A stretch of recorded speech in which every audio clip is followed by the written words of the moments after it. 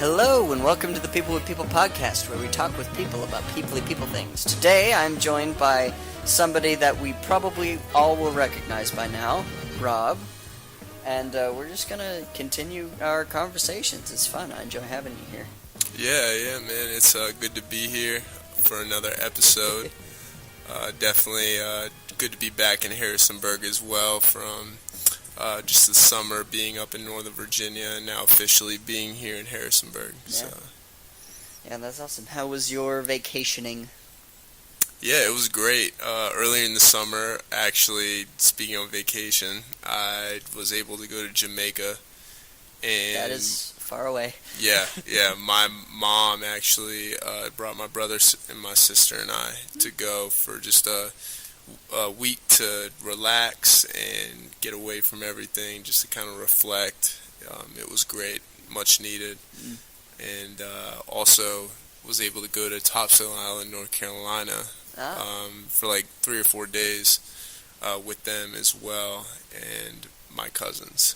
And so that was a good time to get away and before I start, missions here in Harrisonburg. Yeah, but that's exciting. I'm getting adjusted to the whole getting back into school thing for my senior semester and then heading off to college, which is the thing.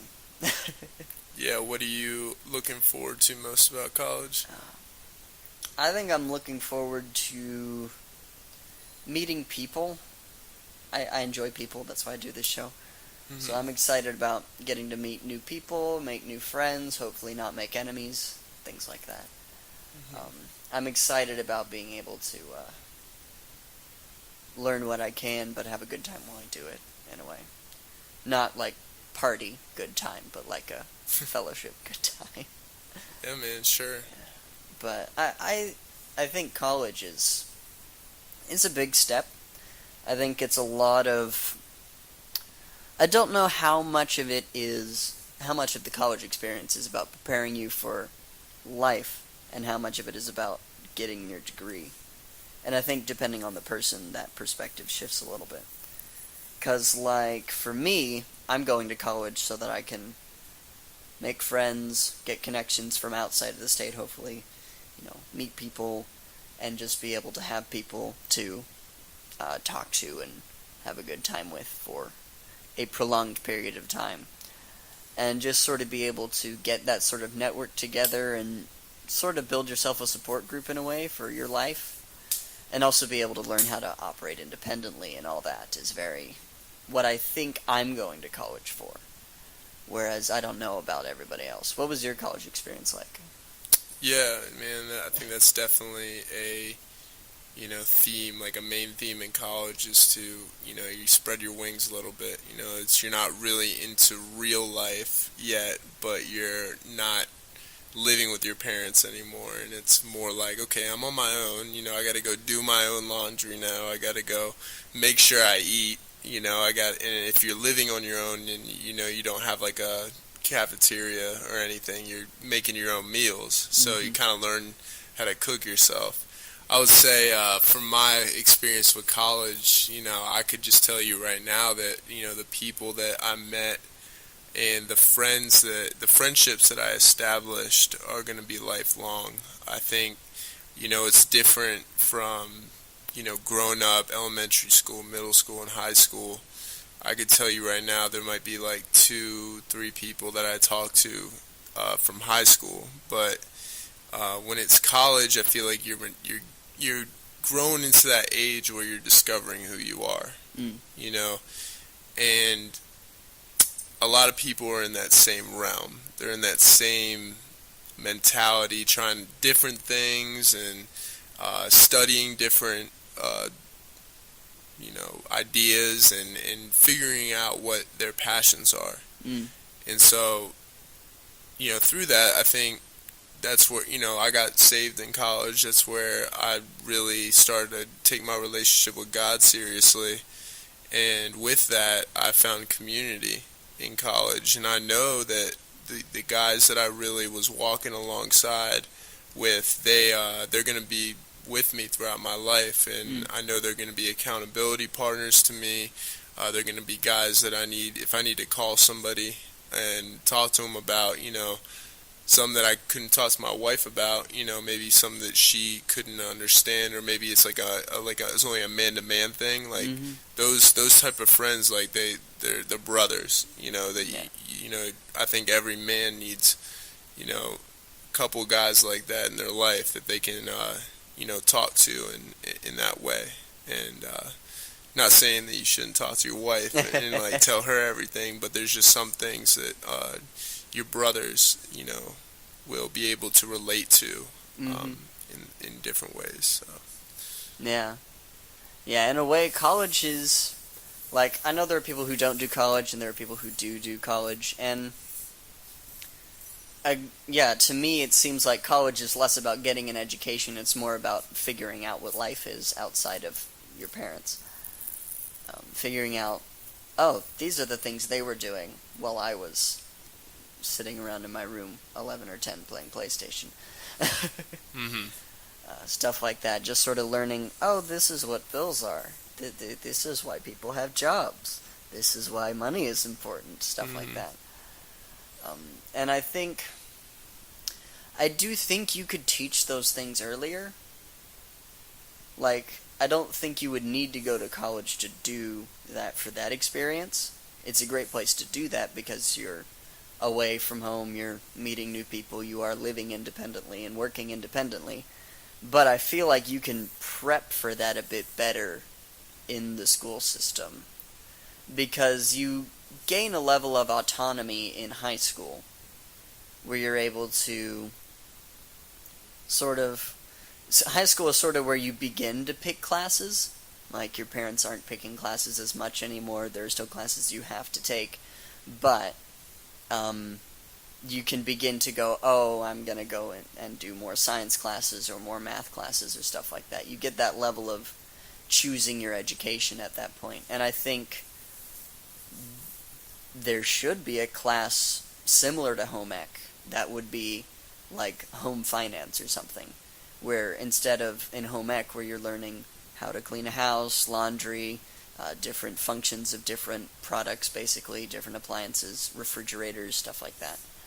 Cooking is a big part of home ec, cleaning. It would be more like balancing your checkbook, or in this day and age, checking your card information to make sure your identity wasn't stolen, checking your, not your net worth, but your, what's it called? Oh, your FICO score, I think, your credit score.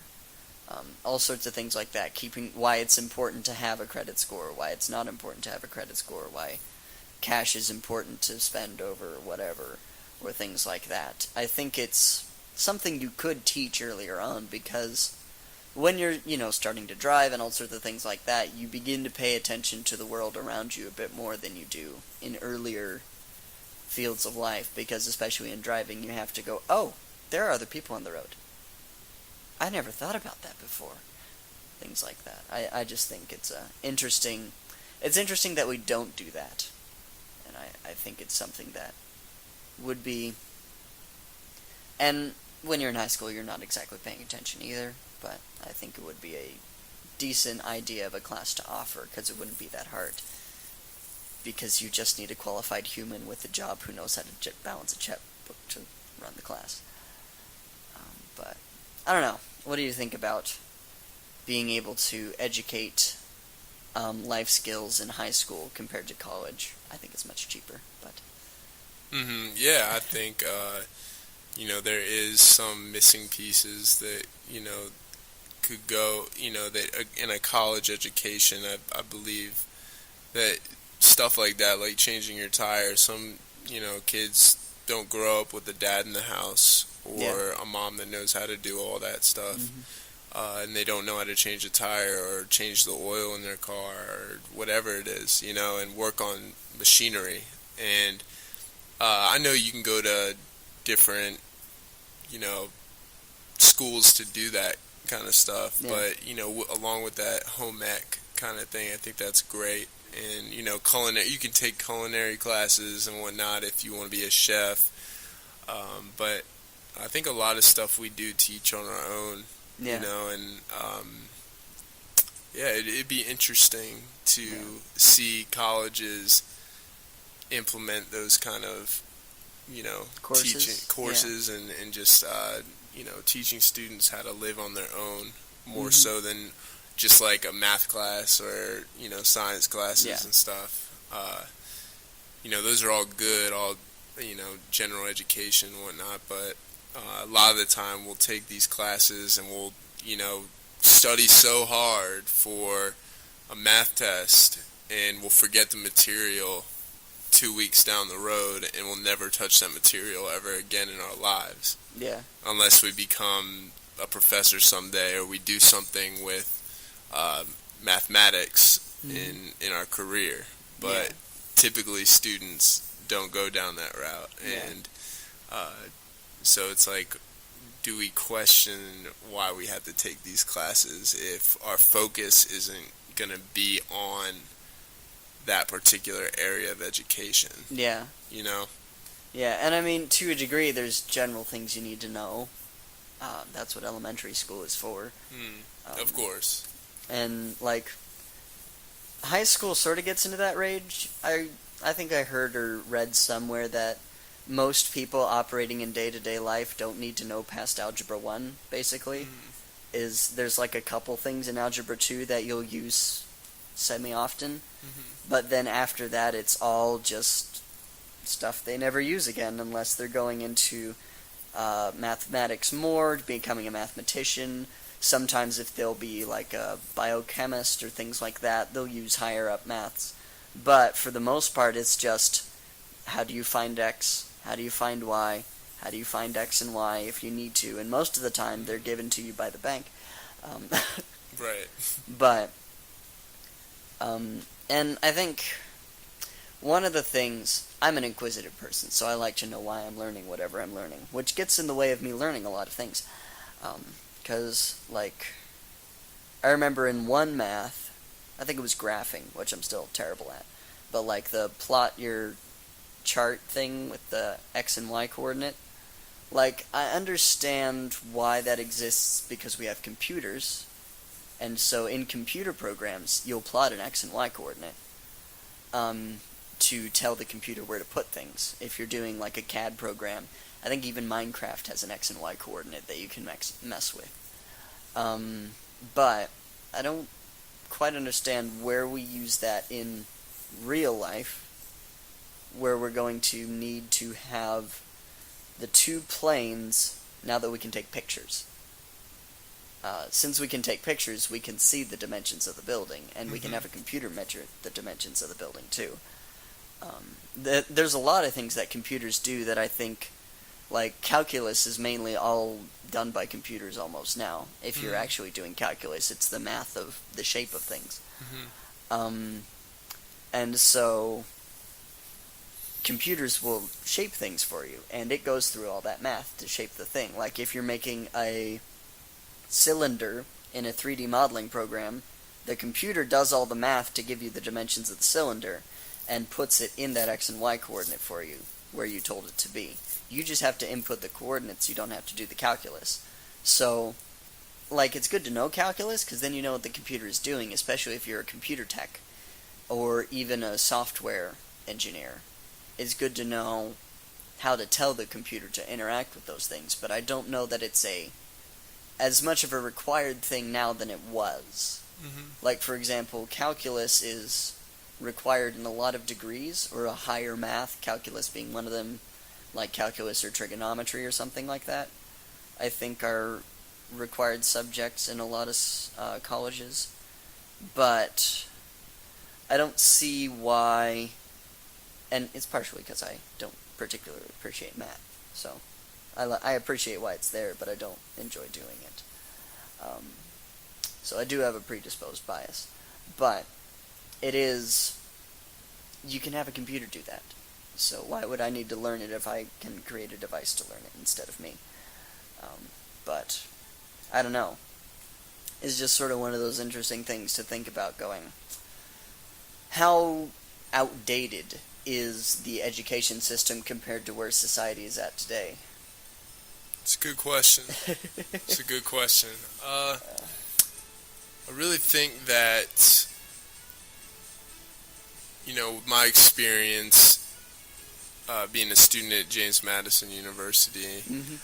I really think that the education that I was learning, especially when it pertained to my major, it was definitely up to date with, the studies that have been going through in the exercise science department and studying the human body and how it reacts to exercise and, you know, typical American standards of what we should be doing every Yeah. single week for our bodies to be at least not sedentary Yeah. and not to live a sedentary lifestyle, and what we should do as a minimum to maintain a healthy lifestyle, and just understanding how important the exercise realm is and the physical body and how overall wellness can really just you know come into that as a platform of education. So that's one thing I've noticed, but I think there's a lot of things that have remained the same in the public education Mm-hmm.